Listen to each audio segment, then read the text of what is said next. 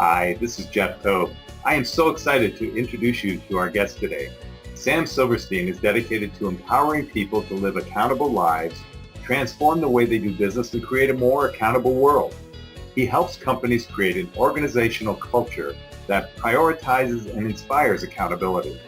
As a former executive and owner, Sam has worked with organizations all over the world. He is the author of at least 4 books that I know of and founder of the Accountability Movement. Hey, Sam, welcome. It's great to be here, Jeff. I'm so happy you could make the time today and, talk about this thing that's so important to our viewers called accountability. Maybe you can start just by, I've given them a brief introduction, but just start about, with what is accountability and why accountability? Well, that's a great question. Or actually, that's 2 great questions. But who's counting, right? Right. A lot of people see accountability as something that's punitive. It's like, oh, yeah, I'll have to stand up and say, it's my fault. I messed up. It won't happen again. That to me is not accountability. That's responsibility. That's being honest.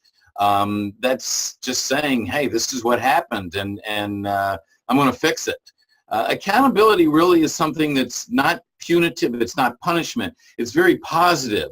It is something that actually can connect people in a very strong way. It is proactive. It is not reactive. And so part of our mission is to help people understand or almost to redefine in their minds what accountability is. And I'll give you the simple version is accountability is keeping your commitments to people. That's it.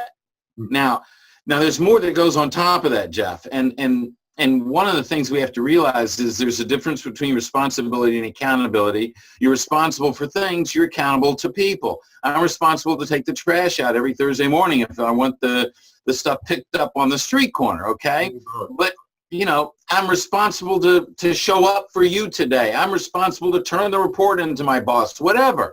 But the accountability is between people. So the showing up today, for instance, is really more of accountability between me and you than a responsibility. The report, the trash, those are responsibilities. So we say accountability is keeping our commitments to people, and there's 2 things that we have to define. One, what is a commitment? I'm going to make that real easy. A commitment is no matter what, and it's not, well, I'm going to do this if things play out, if unless something better comes along. I told you that I would participate with you. So I'm here. I'm with you. It's no matter what. It's not, oh, well, I got 2 tickets for the ball game. I'm blowing you off. No, it's no matter what. And those commitments are connected to the values. And so if it's you and I, as friends, palling around or whatever, it's the values that we say we have for ourselves. But in an organization, it's the organizational values. And so you and I are to be accountable to each other. We must live those values to each other no matter what. One of the areas that your values need to attach to is it needs to attach to internal relationships in an organization. And one of the things that we know is if you can't get your internal relationships right, you'll never get your external relationships right. So if you and I are working in the cubicle next to each other, or the office next to each other, or we're on the sales floor together, it really doesn't matter. If you and I aren't getting along, how am I going to turn around and talk to the customer and be all lovey-dovey and smiles? And first of all, I'm upset because you and I just had it out. And second of all, I'm thinking, why am I having to solve this problem? That's Jeff's problem in the first place. We're not on the same team at this point. And so I know that in an organization, their internal relationships are not right. Their people are mad. Their people are angry. And they take that anger out on the customer. And I don't care how many customer service seminars they provide, how many customer service experts they bring in, it will never change ever until they first change the culture, which is defined by the values. I love that. So that brings us a great segue into how do you associate accountability and customer experience? How do they relate? Well, you gave us a little insight right there. Okay. Well, here's the deal.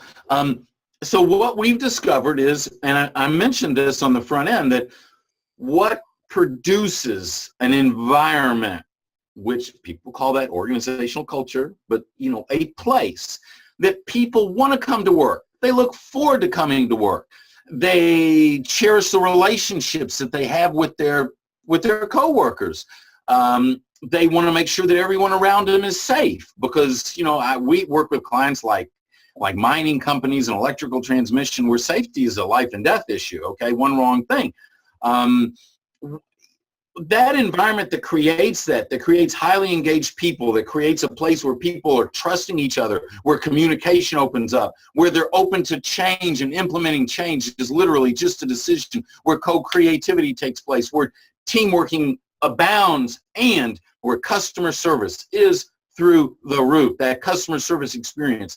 The same place, the same steps to create a culture where people are inspired to be accountable creates all of that. So accountability is an outflow.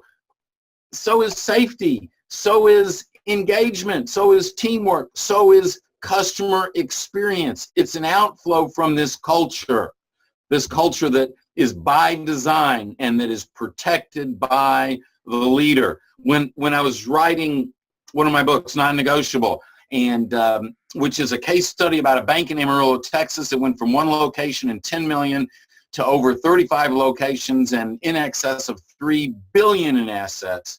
In 27 years, their stock value never went down. It's an incredible story.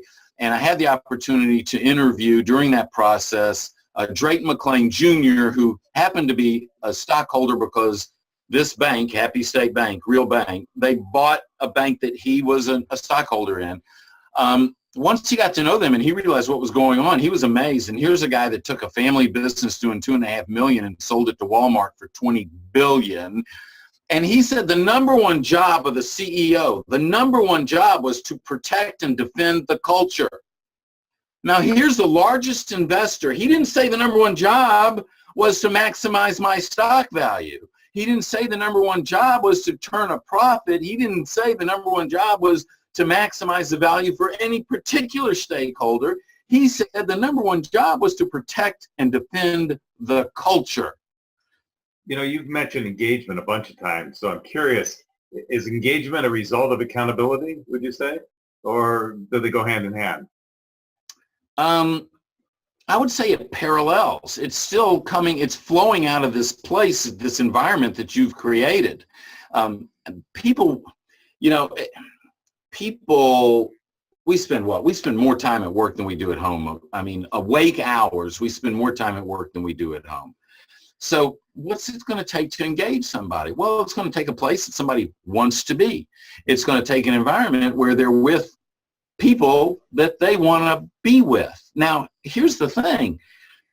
You and I probably don't believe the same things about all subjects, topics, whether it's politics, religion, whether it's how to, make a good quiche. We probably believe something different, but we can come together in a set of values. It's the values that bring us together, and that's why that's so critical in an organization. And so I'm not saying that accountability breeds higher engagement or higher engagement breeds accountability. I don't think that relationship cause and effect exists. I think the cause and effect is when a leader is accountable to their people and creates a place where accountability is valued and the people then want to be accountable. They also find that they're engaged, that they're providing the customer service, that they're doing things they wouldn't normally do, and that all shows up on the bottom line. Sam, if people want to bring you into their organization, how do they go about doing that? Well, if they go to the website, again, samsilverstein.com or beaccountable.com, there's contact information there. They can call us directly at 888-MOTIVATE and or just go to the website, and we have all kinds of, all the contact information is there. Would love the opportunity to come in and either speak at an event or work with an organization long-term and help them make this a reality, because it's not that hard. It really isn't that hard. It's just something that takes a level of commitment, and we can help with that process. Wow. I hope you enjoyed that interview as much as I did. Sam's insight is just phenomenal, and I probably could have talked to him for hours. I hope you're enjoying this series of interviews, and I hope that in each one you can take away something that you can apply right now. one of the things that in debriefing that I got from this is really that obviously I think I responded to it, was that values supersede policy. And there's so many instances with organizations with whom I work that I'd love to be able to get that across to them.